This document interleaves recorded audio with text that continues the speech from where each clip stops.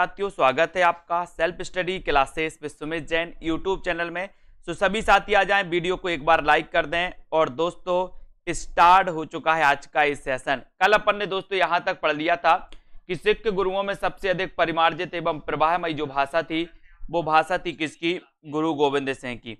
आज हम यहां से पढ़ेंगे संत काव्य महत्वपूर्ण तथ्यों के बारे में। ठीक है, संत काव्य के महत्वपूर्ण तथ्य जानेंगे, कौन कौन से महत्वपूर्ण तथ्य हैं इनके बारे में अपन पढ़ने वाले हैं। तो सभी आ चुके हैं तो बहुत बढ़िया है ना।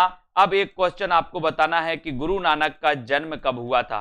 गुरु नानक सिख धर्म के प्रवर्तक, सिख संप्रदाय के प्रवर्तक दोस्तों गुरु नानक, इनका जन्म कब हुआ था? इसका उत्तर आपको कमेंट में लिखना है। फिर अपन संत काव्य धारा को यहां पर पढ़ने को स्टार्ट करते हैं दोस्तों। आज का ये अध्याय है ना, संत साधना का साहित्यिक रूप दोस्तों पंढरपुर से प्रारंभ होता है। कहां से प्रारंभ होता है संत साहित्य का?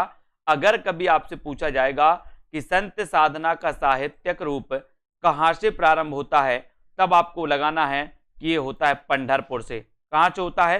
पंढरपुर से। ठीक है, कबीर के गुरु का नाम क्या था? रामानंद। कबीर के गुरु कई बार पूछा गया, रामानंद। लेकिन आपको पता है कई बार ऐसा भी होता है कि रामानंद किस काव्य धारा से संबंधित थे, है ना? तो ये निर्गुण थे या सगुण थे? तो रामानंद कैसे थे दोस्तों? रामानंद माने जाते हैं कैसे? सगुण। और अगर बात आती है किसकी दोस्तों? अगर बात आती है कबीर की, तो कबीर जो थे ये निर्गुण थे। कबीर कैसे थे? निर्गुण, है ना। और कबीर के गुरु का नाम क्या था? रामानंद। रामानंद कैसे थे? सगुण भक्ति धारा से संबंधित थे, जबकि कबीर ये निर्गुण भक्ति धारा से संबंधित थे। ये भी आपको याद रखना है। ठीक है, तो ये सभी लोगों ने बता दिया है आंसर 1469। Very good. तो संत साधना का साहित्यिक रूप कहां से प्रारंभ होता है? पंढरपुर से होता है। कबीर के गुरु का नाम क्या था? रामानंद था। ठीक है, निर्गुण संतों की काव्य सर्जना सर्वाधिक नाथों की रचनाओं पर आधारित है दोस्तों। निर्गुण संतों की काव्य सर्जना सर्वाधिक किसकी? नाथों की रचनाओं पर आधारित है। ये भी अपन को याद करना है ना। अंगबधु दादू दयाल की रचना है। अंगबधु किसकी रचना है दोस्तों? दादू दयाल की रचना है। अंगबधु, ये याद रख लेना, अंगबधु दादू दयाल की रचना मानी जाती है। और कबीर सिकंदर लोधी के समकालीन थे। सिकंदर लोधी, है ना। अंगबधु में दादू दयाल की रचनाएं संकलित हैं, ये आपको याद रखना है। और कबीर सिकंदर लोधी के समकालीन थे दोस्तों। ये क्वेश्चन तो कई बार आया है, ये क्वेश्चन कई बार आया है कि कबीर किसके समकालीन थे। तो आपको बताना है कि कबीर सिकंदर लोधी के समकालीन थे, है ना। कबीरदास की मृत्यु कहां हुई थी? मगहर में हुई थी। कबीरदास की मृत्यु कहां हुई थी दोस्तों? मगहर में। ठीक है, ये भी आपको याद रख लेना। ठीक है, मगहर में हुई थी। और संत काव्य नाम किसने दिया? राम कुमार वर्मा ने। अगर आपसे पूछा जाएगा कि संत काव्य को जो संत काव्य नाम दिया है वो किसने दिया? वो नाम दिया था दोस्तों किसने? राम कुमार वर्मा ने। ये क्वेश्चन कई बार आया है। ये तीनों क्वेश्चन बहुत ही महत्वपूर्ण है दोस्तों। कबीर सिकंदर के समकालीन थे, सिकंदर लोधी के, है ना। कबीर की मृत्यु कहां पर हुई? मगहर में हुई। ये भी अपन को याद रख लेना है। ठीक है, संत काव्य नाम किसने दिया? तो रामकुमार वर्मा ने दिया संत काव्य। रामकुमार वर्मा याद रख लेना दोस्तों। ये रामकुमार वर्मा छायावादी कवि आलोचक माने जाते हैं, रामकुमार वर्मा। ठीक है, निर्गुण भक्ति नाम किसने दिया? हजारी प्रसाद द्विवेदी ने निर्गुण भक्ति नाम दिया। और ज्ञानाश्रय शाखा नाम किसने दिया? तो रामचंद्र शुक्ल ने।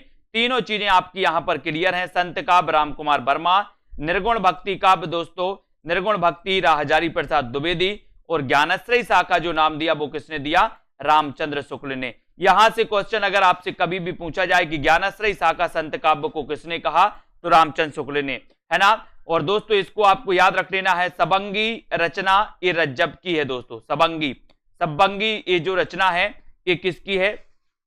ये रचना रज्जब की मानी जाती है ना। मुसलमान अनुयायी कबीर को शेख तकी का शिष्य मानते हैं दोस्तों। अपन पढ़ते हैं कि कबीर के गुरु का नाम रामानंद था, लेकिन जो मुसलमान अनुयायी हैं वो कबीर के गुरु कौन मानते हैं? शेख तकी। ये क्वेश्चन भी कई बार आया है कि मुसलमान अनुयायी कबीर के गुरु कौन मानते हैं? तो शेख तकी को मानते हैं। ठीक है, और याद रखो चंडी चरित्र गुरु गोविंद सिंह की रचना है। चंडी चरित्र की रचनाकार कौन है? गुरु गोविंद सिंह। चंडी चरित्र की रचनाकार कौन है? गुरु गोविंद सिंह है। और ज्ञानबोध की रचनाकार मलुक दास। ज्ञानबोध दोस्तों एक मलुक दास की भी रचना है। ठीक है, ज्ञानबोध, है ना। और ज्ञानाश्रय निर्गुण काव्य का दार्शनिक आधार क्या है? तो दार्शनिक आधार है अद्वैतवाद। अद्वैतवाद। यहां से क्वेश्चन आपके बनेंगे। अंगबधू में दादू दयाल की रचनाएं संकलित हैं, आपको पता है ना। कबीर किसके समकालीन थे? सिकंदर लोदी थे। कबीर की मृत्यु कहां पर हुई? मगहर में हुई, ये भी आपको याद रख लेना है, ठीक है ना। अब यहां पर संत काव्य नाम किसने दिया? तो रामकुमार वर्मा ने दिया। निर्गुण भक्ति काव्य भक्ति नाम किसने दिया? हजारी प्रसाद द्विवेदी ने दिया। ज्ञानाश्रय शाह का नाम रामचंद्र शुक्ल ने दिया, है ना। सबंगी रचना दोस्तों एक किसकी है? रज्जब की मानी जाती है। मुसलमान अनुयायी कबीर के गुरु कौन मानते हैं? शेख तकी मानते हैं, ये याद रख लेना। चंडी चरित्र गुरु गोविंद सिंह की रचना है। चंडी चरित्र गुरु गोविंद सिंह सिखों के 10वें गुरु थे दोस्तों, इनकी रचना है चंडी चरित्र, ये भी कई बार आई। ज्ञानबोध के रचनाकार कौन है? मलुकदास ज्ञानबोध, ठीक है। और ज्ञानाश्रय निर्गुण काव्य दार्शनिक आधार, ज्ञानाश्रय निर्गुण काव्य का जो दार्शनिक आधार है वो कौन सा है? अद्वैतवाद। और अद्वैतवाद के प्रवर्तक कौन थे दोस्तों? तो अद्वैतवाद के प्रवर्तक थे कौन? शंकराचार्य। कौन थे? अद्वैतवाद के प्रवर्तक शंकराचार्य। तो ज्ञानाश्रय निर्गुण काव्य का दार्शनिक आधार भी क्या है? अद्वैतवाद है, ठीक है। इनको अपन को याद करना है। हरडे बानी एवं अंगबधू दादू दयाल की वाणी का संकलन है दोस्तों, हरडे बानी और अंगबधू। अब आपको बताना है कि अंगबधू नाम से किसने किया और हरडे बानी नाम से किसने किया, ये दोनों क्वेश्चन आते हैं, जल्दी से बताओ। हरडे बानी नाम से किसने संकलन किया दादू दयाल की रचनाओं का, वाणी का, और अंगबधू नाम से किसने किया? फटाक से बताना है सभी लोगों को। कबीर की मृत्यु मगहर में और सिकंदर लोदी शेख तकी के दोस्तों कहने पर कबीर को जंजीर से बांधकर गंगा में डुबोया था, कबीर को शेख तकी के कहने पर, है ना। तो आपको बताना है, आपके लिए दो क्वेश्चन है कि दादू दयाल की वाणी का संग्रह हरडे बानी नाम से किसने किया और अंगबधू नाम से किसने किया, ये दोनों क्वेश्चन आते हैं। दोनों क्वेश्चन आपको बताना है, हरडे बानी नाम से सबसे पहले बताओ और अंगबधू नाम से किसने किया, दोनों मोस्ट इंपॉर्टेंट है। कृष्ण काव्य महत्वपूर्ण तथ्यों को अपन पढ़ते हैं, है ना। पुष्टि मार्ग के प्रवर्तक दोस्तों वल्लभाचार्य माने जाते हैं। पुष्टि मार्ग के प्रवर्तक कौन माने जाते हैं? वल्लभाचार्य माने जाते हैं, है ना।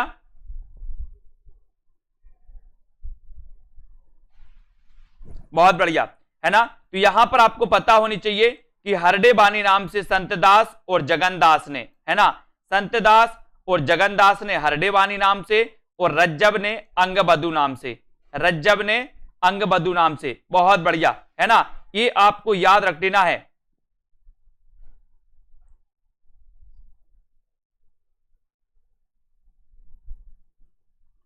ये अपन को याद रख लेना दोस्तों, ये इन्होंने संकलन किया है, संकलन। तो हरडे बानी एवं अंगबधू, ये अपन को याद रखना है, ठीक है। बहुत बढ़िया, बहुत सारे लोग कंफ्यूज हैं यहां पर, है ना। यहां पर अपन ने पहले भी पढ़ा है दोस्तों संत काव्य धारा के बारे में, दादू के बारे में पढ़ा था। यहां पर आ जाओ, देखो ये देखो, यहां पर बहुत सारे लोग कंफ्यूज हैं। इन्हीं कंफ्यूजन के कारण आप दोस्तों प्रश्न गलत करके आते हैं।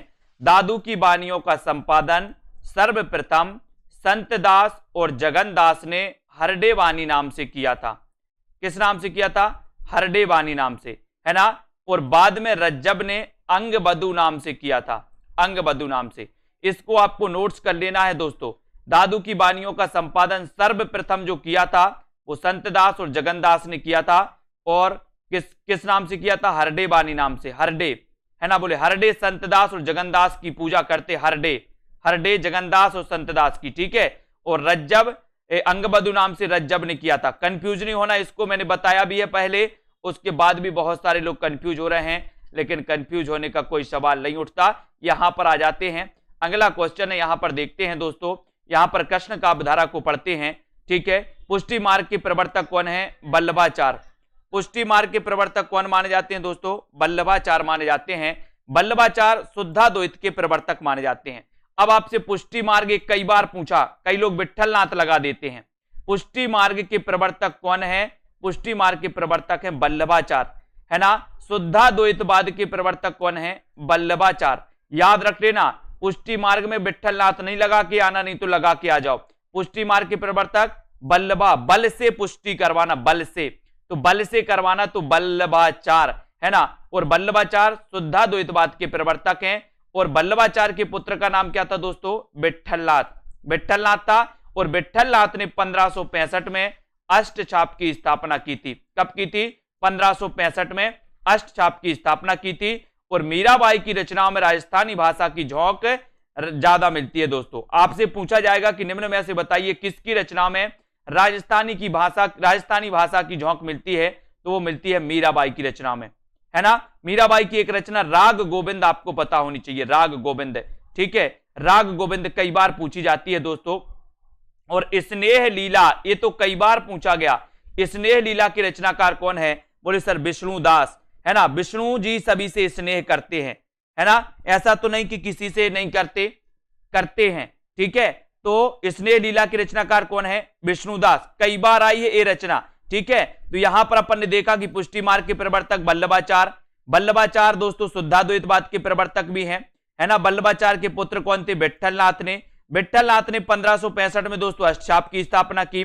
4 इन्होंने वल्लभाचार्य के शिष्य लिए, प्लस 4 दोस्तों खुद के शिष्य लेकर के 8 कवियों का एक अष्टछाप बनाया। किसने? विट्ठलनाथ ने। कब बनाया? 1565 में बनाया, है ना। जिनमें से सर्वश्रेष्ठ जो सर्वोच्च दोस्तों वो थे, वो कौन थे? मतलब अपन वरिष्ठ की बात करें कि अष्टछाप में सबसे वरिष्ठ कौन थे, तो सबसे वरिष्ठ थे कुंभनदास, है ना। सबसे वरिष्ठ कुंभनदास से। और दोस्तों सबसे श्रेष्ठ की बात करें तो सबसे श्रेष्ठ सूरदास थे। इनको भी अपन को याद करना है ना। स्नेह लीला विष्णुदास की रचना है। रुद्र संप्रदाय के प्रवर्तक कौन है? तो विष्णुदास। रुद्र संप्रदाय के प्रवर्तक कौन है दोस्तों? विष्णुदास हैं। रुद्र संप्रदाय, है ना। रुद्र संप्रदाय याद रख लेना। रुद्र संप्रदाय शुद्धाद्वैतवाद के वल्लभाचार्य, रुद्र संप्रदाय के विष्णुदास। रुद्र संप्रदाय के कौन माने जाते हैं? विष्णुदास माने जाते हैं। और सूरदास के गुरु का नाम क्या था? तो वल्लभाचार्य, है ना। बोले सूरदास में भी बल था, बल, है ना। तो सूरदास के गुरु का नाम वल्लभाचार्य, कबीर के गुरु का नाम रामानंद, है ना। रुद्र संप्रदाय के प्रवर्तक विष्णुदास, तुलसीदास के गुरु का नाम नरहरिदास, है ना। रसखान का वास्तविक नाम क्या था? तो सैयद इब्राहिम नाम था दोस्तों। रसखान का वास्तविक नाम क्या था? सैयद इब्राहिम, याद रखना है इसको। और मीराबाई के गुरु का नाम काम नहीं, रैदास, ठीक है। मीराबाई के गुरु का नाम क्या था? रैदास, आपको पता होगा। ये सारे के सारे गुरु भी आपको पता होने चाहिए। और आचार्य शुक्ल के अनुसार सूरदास वात्सल्य का कोना कोना झांका है दोस्तों। ये आचार्य शुक्ल ने कहा था कि सूरदास वात्सल्य का कोना कोना झांकाए हैं, ठीक है। रास पंचाध्याय की रचना रोला छंद में दोस्तों किसने की थी? नंददास ने की थी। आपको पता है दोस्तों कि अष्टछाप में सूरदास के बाद नंददास का स्थान आता है ना।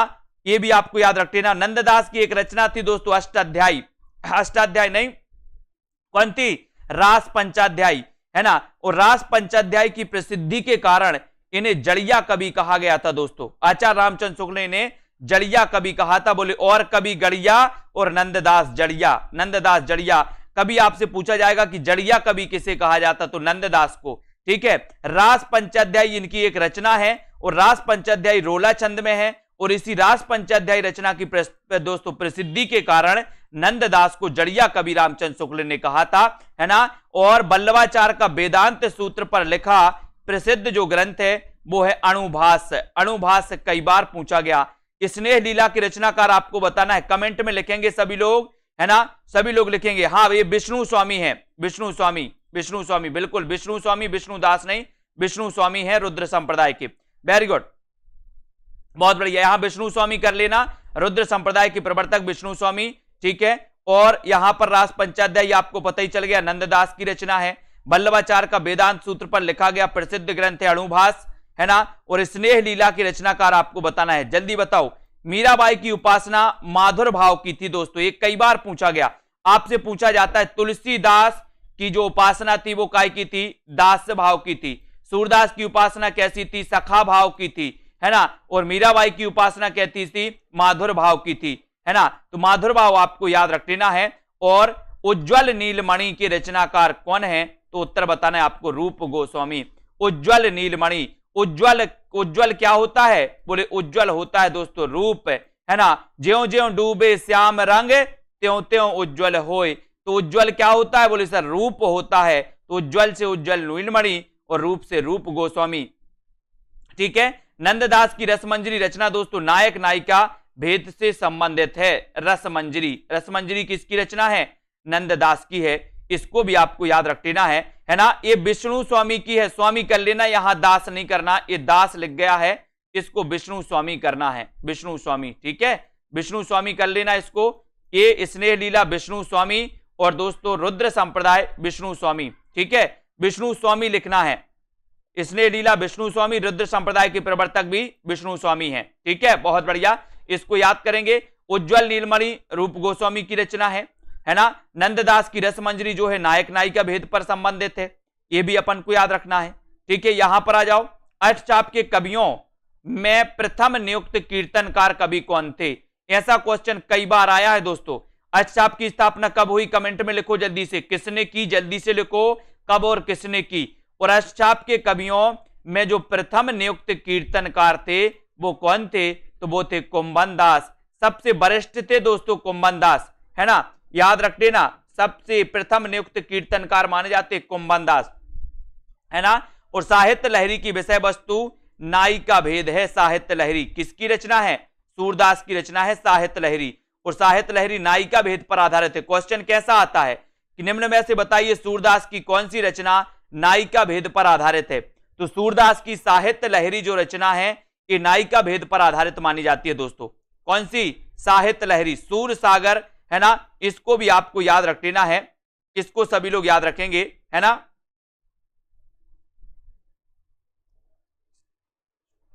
है ना, तो साहित्य लहरी विषय वस्तु दोस्तों नायिका भेद से संबंधित है, ये सभी लोग याद रखेंगे। और महाप्रभु वल्लभाचार्य के शिष्यों का वृत्तांत 84 वैष्णव की वार्ता में मिलता है।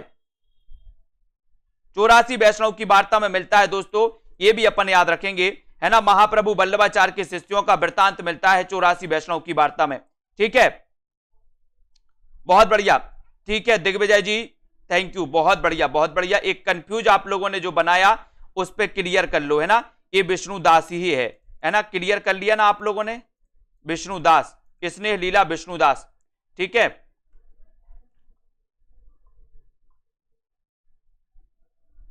स्नेह लीला दोस्तों एक बार मैं चेक कर लेता हूं इसको और मैं आपको बता देता हूं।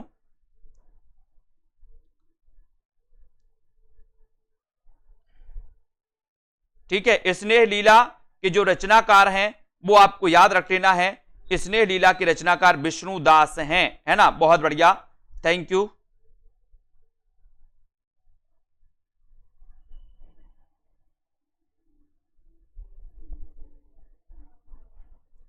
है ना, इसमें कंफ्यूज दोस्तों बहुत हो जाता है विष्णुदास और विष्णु स्वामी में, इसको आप लोग सुधार लेना सभी लोग, है ना। यहां पर ये विष्णुदास ही है, यहां पर ये विष्णुदास ही है और ये विष्णु स्वामी है, यहां पर गलती से दास लिख गया, ये विष्णु स्वामी है, ठीक है, इसको सुधार लेना, कंफ्यूज क्रिएट हो जाता है कभी कभी, है ना। सूरदास के गुरु तो आपको पता ही चल गया वल्लभाचार्य हैं, इसको सुधार लेना सभी लोग, वेरी गुड, थैंक यू, बहुत बढ़िया। अगले चलते आगे चलते यहां पर आ जाओ। नंददास को जड़िया कवि कहा जाता है, जल्दी से आपको बताना जड़िया कवि किसने कहा है? नंददास को जड़िया कवि किसने कहा, बताइए, ठीक है, नंददास को जड़िया कवि किसने कहा है? नंददास को जड़िया कवि किसने कहा, बताइए, सभी को लिखना है फटाक से, इन्हें जड़िया कवि कहा जाता है। और जड़िया कवि कहा तो कहा, किसने कहा? और ध्रुव चरित्र के रचयिता कौन है? नरोत्तम दास। ध्रुव चरित्र के रचयिता कौन है दोस्तों? नरोत्तम दास, ठीक है, ध्रुव चरित्र के रचनाकार कौन है? नरोत्तम दास हैं, है ना। आचार्य शुक्ल के अनुसार यह सूचित करने की आवश्यकता नहीं है कि ना तो सूर का अवधि पर अधिकार था और ना जायसी का ब्रज भाषा पर। ये दोस्तों आचार्य शुक्ल ने कहा था, ये कथन था इनका, इनको अपन को याद रखना है। और इनका कथन है कि यह सूचित करने की आवश्यकता नहीं है कि ना तो सूर का अवधि पर अधिकार था और ना जायसी का ब्रज भाषा पर अधिकार था, ठीक है, ये याद रखो। और गौड़ीय संप्रदाय के प्रवर्तक कौन है? चैतन्य महाप्रभु। यहां पर गॉड, गॉड से बनेगा गौड़ीय, है ना, गॉड से क्या? गौड़ीय, है ना। और गौड़ी के कौन होंगे? प्रभु। प्रभु को भी अपन क्या बोलते? गॉड, गॉड बोलते ना। तो चैतन्य महाप्रभु गौड़ीय संप्रदाय, कई बार पूछा गया, ठीक है। जुगलमान चरित्र के रचनाकार कौन है? कृष्णदास हैं। जुगलमान चरित्र के रचनाकार कौन है दोस्तों? है ना, इसको याद रख लेना, कृष्णदास आपको याद रखना है, ठीक है। और यहां पर देखो रामचंद्र शुक्ल के अनुसार सूर सागर में जगह जगह दृष्टिकूट वाले पद मिलते हैं, यह भी विद्यापति के अनुकरण है, यह भी विद्यापति के अनुकरण है। इनको अपन को याद रख लेना है ना। यहां पर आ जाओ, यहां से पढ़ते हैं। और यहां पर अष्टचाप के कवियों के में जो प्रथम नियुक्त कीर्तनकार थे, नियुक्त कीर्तनकार कवि थे, वो कौन थे? कुंभन दास। ठीक है। साहित्य लहरी की विषय वस्तु नायिका भेद पर आधारित है दोस्तों। साहित्य लहरी के रचनाकार कौन है? तो आपको याद रख लेना है, साहित्य लहरी के रचनाकार सूरदास हैं। ठीक है। महाप्रभु वल्लभाचार्य के शिष्यों का वृत्तांत 84 वैष्णव की वार्ता में मिलता है। किसकी वार्ता में मिलता है? 84 वैष्णव की वार्ता में मिलता है ना। नंददास को जड़िया कवि कहा, और ये कहा दोस्तों किसने? शुक्ल ने कहा है, शुक्ल ने, रामचंद्र शुक्ल ने कहा है। ठीक है। ध्रुव चरित्र के रचयिता कौन है? नरोत्तम दास, ध्रुव चरित्र। ठीक है। आचार्य शुक्ल के अनुसार, आचार्य शुक्ल ने दोस्तों यह सूचित, इन्होंने कहा कि यह सूचित करने की आवश्यकता नहीं है कि ना तो सूर का अवधि पर अधिकार था और ना जायसी का ब्रज भाषा पर। ठीक है। गौड़ीय संप्रदाय के संस्थापक कौन थे? चैतन्य महाप्रभु थे, चैतन्य महाप्रभु। ठीक है। जुगलमान चरित्र किसकी रचना है? कृष्णदास की रचना है, कृष्णदास जुगलमान चरित्र। ठीक है। और रामचंद्र शुक्ल के अनुसार सूर सागर में जगह जगह दृष्टिकोण वाले पद मिले हैं, यह भी विद्यापति का अनुकरण है। ये किसने कहा? ये कहा रामचंद्र शुक्ल ने। इन पंक्तियों को थोड़ा थोड़ा याद करना है, इनको याद रख लेना है। विठल नाथ ने वल्लभ संप्रदाय को युगलोपासना पूजा पद्धति का समावेश किया है दोस्तों। इसमें एक क्वेश्चन कई बार आया है कि वल्लभ संप्रदाय में युगलोपासना पूजा पद्धति का समावेश किसने किया? ऑप्शन में वल्लभाचार्य भी रहता है, तो बहुत सारे लोग वल्लभाचार्य लगा के आ जाते हैं, लेकिन अपन को ऐसा नहीं करना है ना। वल्लभ संप्रदाय में युगलोपासना पूजा पद्धति का समावेश किसने किया? किसने किया? तो आपको उत्तर लगाना, विठल नाथ ने किया है। ये क्वेश्चन दोस्तों बहुत ही इंपॉर्टेंट है, इसको आपको याद रख लेना है ना। युगलोपासना पूजा पद्धति का समावेश किसने किया? तो विठल नाथ ने किया। ठीक है। ओके। सूरदास को पुष्टि मार्ग का जहाज किसने कहा? कहा किसने? विठल नाथ ने। सूरदास को पुष्टि मार्ग का जहाज किसने कहा? दोस्तों विठल नाथ ने। किसने कहा? विठल नाथ ने। भ्रमर दूत के रचनाकार कौन है? सत्यनारायण कविरत्न। भ्रमर दूत के रचनाकार कौन है? सत्यनारायण कविरत्न। ये रचना कई बार पूछी गई। भ्रमर दूत बन के जाता है, बोले सर सत्य दूत बन के जाता है भ्रमर, है ना। भ्रमर कैसा दूत बन के जाता? सत्य का। तो सत्यनारायण कविरत्न भ्रमर दूत जो रचना है ये कई बार पूछी गई। इनको अपन को नकारना नहीं है, इनको याद ही करना है। तत्वदीप निबंध के रचनाकार कौन है? तो वल्लभाचार्य हैं दोस्तों। तत्वदीप निबंध मोस्ट इंपॉर्टेंट चीजें हैं, इनको बार बार पढ़ना है इन चीजों को। तत्वदीप निबंध के रचनाकार कौन है? वल्लभाचार्य। ठीक है। यहां से देखा विठल नाथ ने वल्लभ संप्रदाय में युगलोपासना पूजा पद्धति का समावेश किया, और सूरदास को पुष्टि मार्ग का जहाज कहा, किसने कहा? विठल नाथ ने कहा, है ना। तो भ्रमर दूत के रचनाकार कौन है? सत्यनारायण कविरत्न है। और तत्वदीप निबंध के रचनाकार कौन है? तो वल्लभाचार्य हैं। ये आपको पता चल गया। हजारी प्रसाद द्विवेदी का कथन है कि सूरदास जब अपने विषय का वर्णन शुरू करते हैं तो मानो अलंकार शास्त्र हाथ जोड़कर उनके पीछे पीछे दौड़ा करता है। उपमाओं की बाढ़ आ जाती है, रूपकों की वर्षा होने लगती है। ये कथन किसका है? पूछा गया है दोस्तों ये कथन है हजारी प्रसाद द्विवेदी का। ये कथन किसका है? हजारी प्रसाद द्विवेदी का, है ना। सूरदास जब अपने विषय का वर्णन शुरू करते हैं तो मानो अलंकार शास्त्र हाथ जोड़कर उनके पीछे पीछे दौड़ा करता है, उपमाओं की बाढ़ आ जाती है, रूपकों की वर्षा होने लगती है। ये अपन को याद करना है कि ये जो है दोस्तों ये कथन किसका है? तो उत्तर हो जाएगा हजारी प्रसाद द्विवेदी का। किसका कथन है? हजारी प्रसाद द्विवेदी का। ये भी अपन को याद करना है। सूरदास ने भ्रमर गीत में सगुण की सरसता की प्रतिष्ठापना की है दोस्तों। भ्रमर गीत में सगुण की सरसता, है ना। और सूरदास ने साहित्य लहरी के अंत में दोस्तों अपनी वंश परंपरा का परिचय दिया, साहित्य लहरी में सूरदास ने। ठीक है। ये छोटे छोटे प्रश्न जो आपको याद करना है। विठल नाथ ने वल्लभ संप्रदाय में युगलोपासना की दोस्तों पद्धति समावेश किया। विठल नाथ ने सूरदास को पुष्टि मार्ग का जहाज कहा। भ्रमर दूत के रचनाकार सत्यनारायण कविरत्न है ना। तत्वदीप निबंध दोस्तों वल्लभाचार्य का है, ये अपन को याद रख लेना। ठीक है। और ये आपका जो कथन है ये भी याद रखेंगे। नेक्स्ट बात करें, नरोत्तम दास की प्रसिद्ध रचना कौन सी है?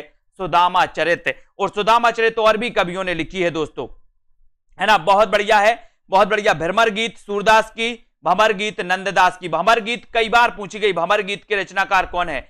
तो भंवर गीत दोस्तों नंद की भंवर, मैंने आपको कई बार याद करवाया कि नंद की भंवर है ना होती है, नंद बहुत सारे लोगों की नंद होती है ना, नंद की क्या पाड़ना बोले भंवर पाड़ना। तो भंवर गीत नंददास, भ्रमर गीत सत्यनारायण कविरत्न और भ्रमर दूत सूरदास। ठीक है, नरोत्तम दास की रचना सुदामा चरित नरोत्तम दास। अब आपसे पूछा जाएगा कि सुदामा चरित के रचनाकार कौन है, उत्तर हो जाएगा नरोत्तम दास, है ना। सखी संप्रदाय के प्रवर्तक कौन है, स्वामी हरिदास। सखी संप्रदाय के प्रवर्तक कौन है, स्वामी हरिदास। ठीक है, कृष्ण का सर्वप्रथम उल्लेख किसने किया, ऋग्वेद के अष्टम मंडल में दोस्तों ऋषि के रूप में मिलता है। कृष्ण का सर्वप्रथम उल्लेख काय में मिलता है, ऋग्वेद के अष्टम मंडल में मिलता है और ऋषि के रूप में। एक क्वेश्चन भी कई बार आया है कि कृष्ण का सर्वप्रथम उल्लेख किस में मिलता है या ऋग्वेद के कौन से मंडल में मिलता है, तब आपका उत्तर क्या हो जाएगा, वो मिलता है अष्टम मंडल में। किस मंडल में मिलता है, अष्टम मंडल में मिलता है ना। और छांदोग उपनिषद में कृष्ण देव की पुत्र के रूप में दोस्तों वर्णित हैं, पुत्र के रूप में वर्णित हैं। किस उपनिषद में, छांदोग उपनिषद में। ठीक है, इन दो में से एक क्वेश्चन आपका टपक जाता है पेपर में, या तो पूछा जाता है कृष्ण का सर्वप्रथम उल्लेख कहां मिलता है, ऋग्वेद में मिलता है, किस मंडल में मिलता है, अष्टम मंडल में मिलता है ना। और कृष्ण का देव की पुत्र के रूप में उल्लेख कहां मिलता है, तो वो मिलता है छांदोग उपनिषद में। कौन से उपनिषद में, छांदोग उपनिषद में। ठीक है, ये भी आपको याद रखोगे, है ना। वियोगी हरि ने नंददास की रास पंचाध्यायी को हिंदी का गीत गोविंद कहा है। दोस्तों मोस्ट इंपॉर्टेंट क्वेश्चन, रास पंचाध्यायी रचना के, ये रास पंचाध्यायी भी कई बार पूछा गया है। ठीक है, तो इनको आपको याद रख लेना है।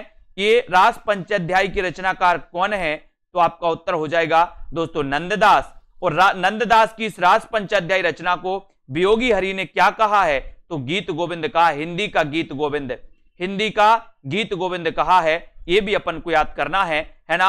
रसखान को पीयूष बरसी अथवा अमृत वर्षा करने वाला कवि कहा जाता है। दोस्तों रसखान का वास्तविक नाम आपको बताना है, जल्दी से बताओ रसखान का वास्तविक नाम क्या था, फटाफट से लिखें सभी लोग। और रसखान को पीयूष बरसी अथवा अमृत की वर्षा करने वाला कवि कहा जाता है, अमृत की वर्षा करने वाला कवि। ये क्वेश्चन कई बार आया है कि अमृत की वर्षा करने वाली कवि कौन सा है, तो रसखान है ना। और रसखान का वास्तविक नाम आपको बताना है, जल्दी से लिखो रसखान का वास्तविक नाम क्या है, कमेंट में आपको आना चाहिए। पंडित हजारी प्रसाद द्विवेदी ने सूरसागर को स्त्री चरित्र का विशाल काव्य कहा। सूरसागर किसकी रचना, सूरदास की। तो सूरसागर को स्त्री चरित्र का विशाल काव्य किसने कहा, तो आपका उत्तर हो जाएगा हजारी प्रसाद द्विवेदी ने, है ना। अष्टचाप के वरिष्ठ कवि कौन है, कुंभन दास। और कनिष्ठ कवि कौन है, नंददास। वरिष्ठ कवि कुंभन दास, कनिष्ठ कवि नंददास। ये क्वेश्चन आ चुका है। अष्टचाप के वरिष्ठ कवि कौन है, तो कुंभन दास माने जाते हैं दोस्तों, है ना। और आपको पता है कि रसखान का वास्तविक नाम था सैयद इब्राहिम। क्या था, सैयद इब्राहिम। ठीक है, सैयद इब्राहिम, ये भी अपन को याद करना है। ठीक है, तो यहां पर आ जाते थोड़ा सा, नरोत्तम दास की प्रसिद्ध रचना कौन सी है, सुदामा चरित। सखी संप्रदाय के प्रवर्तक स्वामी हरिदास है ना। कृष्ण का सर्वप्रथम उल्लेख ऋग्वेद के अष्टम मंडल में मिलता है। छांदोग उपनिषद में कृष्ण देव की पुत्र के रूप में वर्णित थे दोस्तों, छांदोग उपनिषद में, है ना। वियोगी हरि ने नंददास की रचना रास पंचाध्यायी को हिंदी का गीत गोविंद माना है ना। रसखान को पीयूष बरसी अथवा अमृत की वर्षा करने वाला कवि कहा जाता है। रसखान को हजारी प्रसाद द्विवेदी ने सूरसागर को स्त्री चरित्र का विशाल काव्य कहा है ना। और अष्टचाप के वरिष्ठ कवि कौन है, कुंभन दास। और कनिष्ठ कवि कौन है, तो आपका उत्तर हो जाएगा नंददास। ठीक है, नंददास भी अपन को याद करना। अगले क्वेश्चन की ओर बढ़ेंगे। अष्टचाप के सभी कवि संगीतज्ञ थे, याद रख लेना, सभी कवि क्या थे, संगीतज्ञ थे। उनमें गोविंद स्वामी अपने समय के सर्वश्रेष्ठ संगीतज्ञ थे दोस्तों, है ना। कौन, गोविंद स्वामी अपने समय के सर्वश्रेष्ठ संगीतज्ञ थे। अष्टचाप की स्थापना 1565 में हुई। किसने की, विट्ठलनाथ ने की। 4 दोस्तों शिष्य थे वल्लभाचार्य के, 4 शिष्य थे विट्ठलनाथ के। और अष्टचाप के जितने भी कवि थे सभी संगीतज्ञ थे। अष्टचाप में सबसे वरिष्ठ थे कुंभन दास, सबसे कनिष्ठ थे नंददास, सबसे श्रेष्ठ माने जाते हैं सूरदास, है ना। और रहीमकृत बरबे नाई का भेद अवधी भाषा में है। ये बरबे नाई का भेद कई बार रचना पूछी गई। बरबे नाई का भेद के रचनाकार कौन है, तब आपका उत्तर क्या हो जाएगा, रहीमदास। बरबे नाई का भेद के रचनाकार कौन है, उत्तर हो जाएगा रहीमदास। इसकी भाषा क्या है, भाषा दोस्तों अवधी है ना। अवधी भाषा याद रख लेना। और अवधि पता है पूर्वी हिंदी की भाषा मानी जाती है दोस्तों, पूर्वी हिंदी की मानी जाती है ना। नंददास की रास पंचाध्यायी रचना ये क्या है, ये खंड काव्य माना जाता रास पंचाध्यायी, ठीक है। और आचार्य वल्लभ के अनुसार जीव 3 प्रकार के होते हैं दोस्तों, जीव, इन्होंने 3 प्रकार के जीव माने हैं वल्लभाचार्य ने। और हिंदी के क्षेत्र में कृष्ण भक्ति का सर्वप्रथम प्रचार करने वाले जो आचार्य हैं वो आचार्य वल्लभाचार्य माने जाते हैं। कौन माने जाते हैं, आचार्य वल्लभाचार्य। पुष्टि मार्ग की स्थापना की तो वल्लभाचार्य ने, है ना। शुद्धाद्वैत के प्रवर्तक कौन थे, वल्लभाचार्य। रुद्र संप्रदाय के प्रवर्तक कौन थे, विष्णु स्वामी, है ना, और इनको अपन को याद करना है। अद्वैतवाद के प्रवर्तक कौन थे, शंकराचार्य, ठीक है। द्वैताद्वैतवाद के प्रवर्तक कौन थे, निम्बार्काचार्य। तो ये सारे के सारे अपन को याद करते जाना, पढ़ते जाना है। और रामचंद्र शुक्ल ने सूरदास को जीवनोत्सव का कवि कहा है दोस्तों, है ना। सूरदास को जीवनोत्सव का कवि किसने कहा, क्या बताओगे आप, रामचंद्र शुक्ल ने। सूरदास को जीवनोत्सव का कवि किसने कहा, आपको बताना रामचंद्र शुक्ल, ठीक है, रामचंद्र शुक्ल। पुष्टि का अर्थ क्या है, भगवद कृपा, ये भी क्वेश्चन आया है। एक तो क्वेश्चन आता है पुष्टि मार्ग के प्रवर्तक कौन है, बोले बल से पुष्टि करवाना, तो वल्लभाचार्य, ठीक है, इसको आपको याद रख लेना। और भगवद कृपा, पुष्टि का अर्थ क्या है, भगवद कृपा, बिल्कुल सही है ना। अष्टचाप के सभी संगीतज्ञ थे, सभी कवि, और भारतेंदु मंडल के सभी लेखक पत्रकार थे। वेरी गुड, बहुत बढ़िया। और सूफी काव्य के सभी कवि क्या थे, मुसलमान थे। सूफी काव्य के सभी कवि क्या थे, मुसलमान थे, ये भी आपको पता होनी चाहिए, है ना। और भगवत कृपा होती है पुष्टि का अर्थ, है ना। वल्लभाचार्य के अणुभाष्य में पुष्टि मार्ग की विशद व्याख्या की गई दोस्तों। अणुभाष्य के रचनाकार कौन है, वल्लभाचार्य। इसमें पुष्टि मार्ग की क्या की गई, विशद व्याख्या की गई, है ना। और पुष्टि मार्ग का दार्शनिक आधार क्या है, तो पुष्टि मार्ग का दार्शनिक आधार है शुद्धाद्वैतवाद। और शुद्धाद्वैतवाद के जो प्रवर्तक माने जाते हैं, शुद्धाद्वैतवाद के वो कौन माने जाते हैं, वो माने जाते हैं दोस्तों वल्लभाचार्य। शुद्धाद्वैतवाद के प्रवर्तक कौन है, वल्लभाचार्य। और राधा को रस स्वरूपा हित हरिवंश ने कहा है। राधा को रस स्वरूपा किसने कहा, हित हरिवंश ने। राधा को रस स्वरूपा किसने कहा, हित हरिवंश ने कहा है। इनको अपन को याद करना है।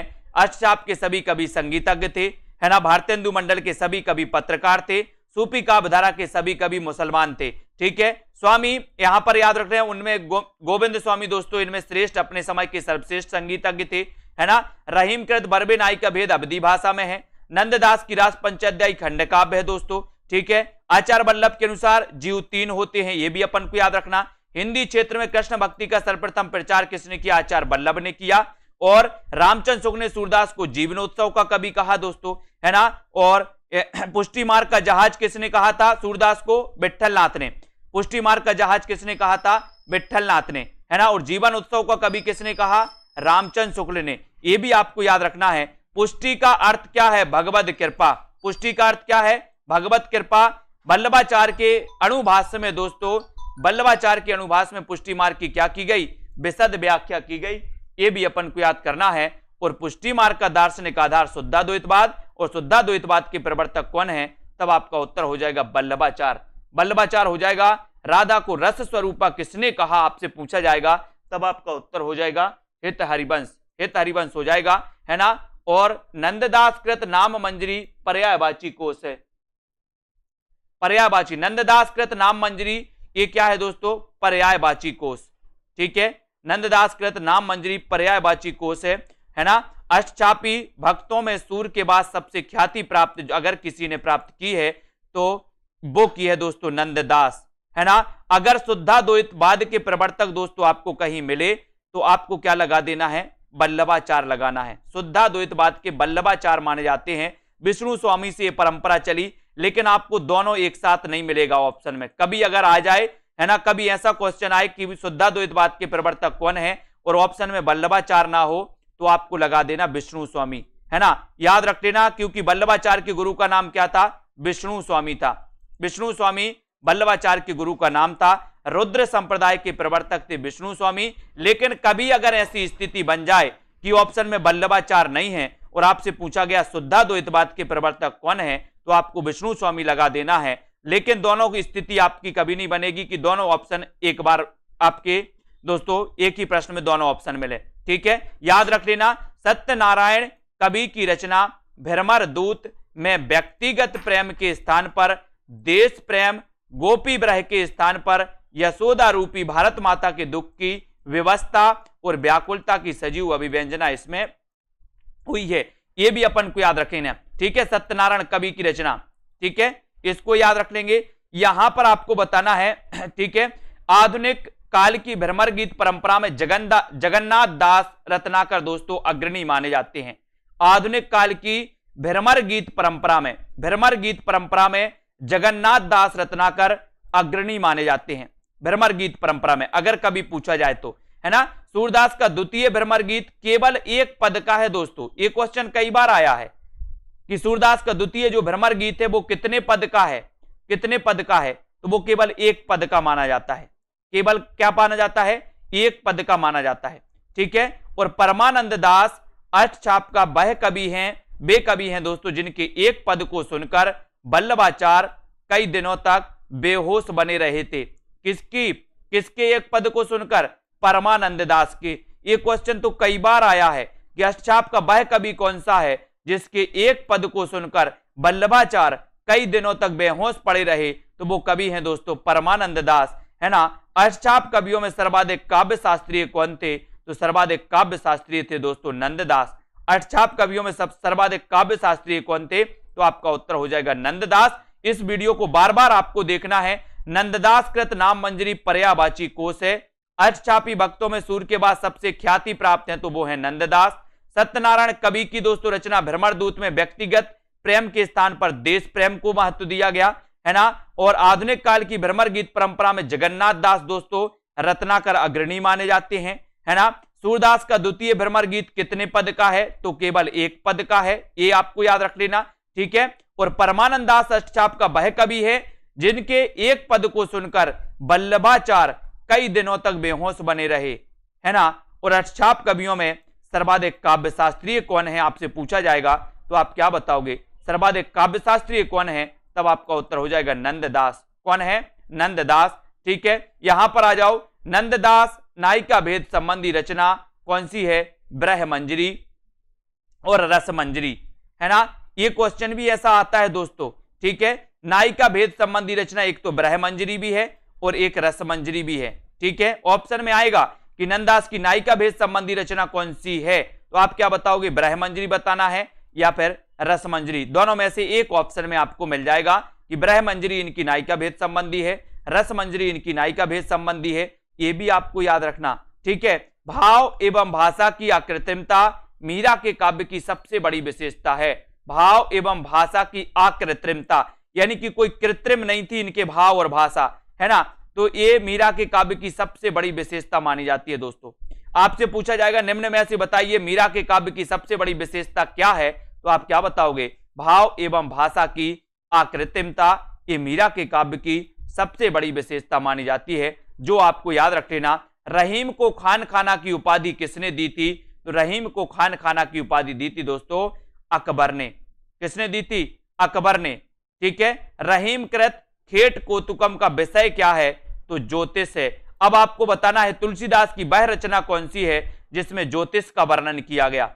रहीम की खेट कौतुकम का विषय है ज्योतिष, लेकिन तुलसीदास की वह रचना कौन सी है जिसमें ज्योतिष का वर्णन किया गया। जल्दी से कमेंट में लिखो, सूर्य ही वात्सल्य है, वात्सल्य ही सूर्य है, ये कथन किसका है, रामचंद्र शुक्ल का।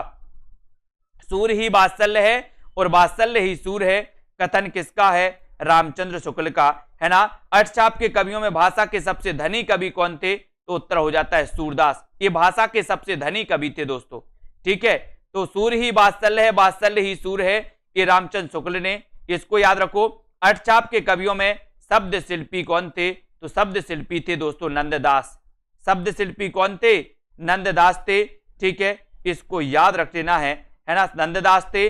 अष्टछाप के कवियों में अपनी उदंडता के कारण प्रसिद्ध कवि हैं शीत स्वामी। अपनी उदंडता के कारण जो प्रसिद्ध कवि हैं वो कौन है, शीत स्वामी, है ना। भ्रमर दूत की रचनाकार कौन है, सत्यनारायण कवि रत्न। भ्रमर दूत, कंफ्यूज नहीं होना, भ्रमर गीत नंददास, है ना, भ्रमर गीत सूरदास और भ्रमर दूत सत्यनारायण कवि रत्न, है ना। इसको याद रखेंगे दोस्तों। नायक नायिका भेद संबंधी जो रचना है नंददास की कौन सी है, ब्रह्मंजरी है, रसमंजरी है। भाव एवं भाषा की अकृत्रिमता मीरा के काव्य की सबसे बड़ी विशेषता है, ठीक है। रहीम को खान खाना की उपाधि किसने दी, अकबर ने दी। रहीम कृत खेट कुतकम का विषय क्या है दोस्तों, ज्योतिष है ना। और तुलसी की रामज्ञा प्रश्नावली का विषय भी दोस्तों क्या है, ज्योतिष संबंधी है, ठीक है। और यहां पर देखो सूर्य ही वात्सल है, वात्सल ही सूर्य है, रामचंद्र शुक्ल ने कहा, है ना। अर्थचाप के कवियों में भाषा के सबसे धनी कवि कौन है, तो उत्तर हो जाता है सूरदास, भाषा के सबसे धनी कवि। और दोस्तों शब्द शिल्पी नंददास, भाषा के सबसे धनी कवि सूरदास, शब्द शिल्पी नंददास, ठीक है।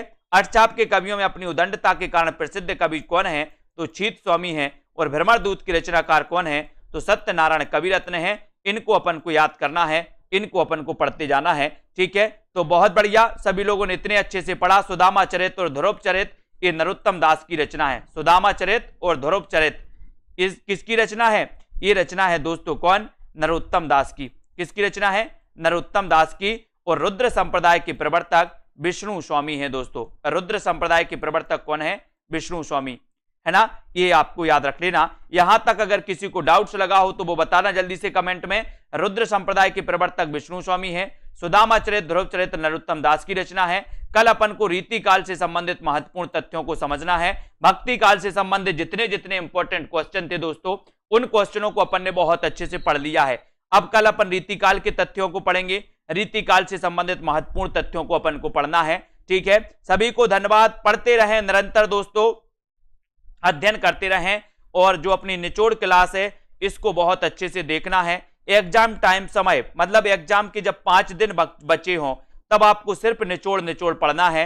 इसकी पीडीएफ भी उपलब्ध है दोस्तों ऐप पर, पीडीएफ भी उपलब्ध है ऐप पर, इसको भी अपन को याद रख लेना है, ठीक है। हाँ, एक परमानंद दास की भी रचना है ध्रुव चरित, बिल्कुल सही है ना।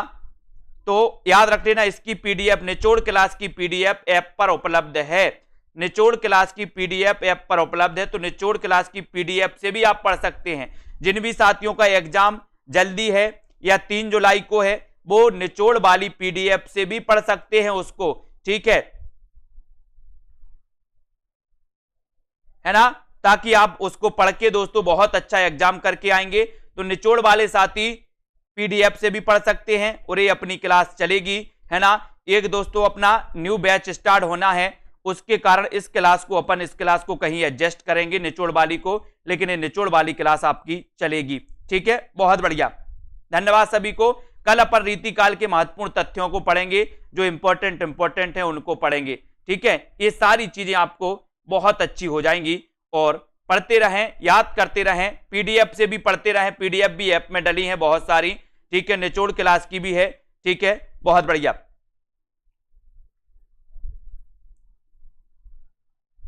ठीक है। धन्यवाद सभी को, जय हिंद।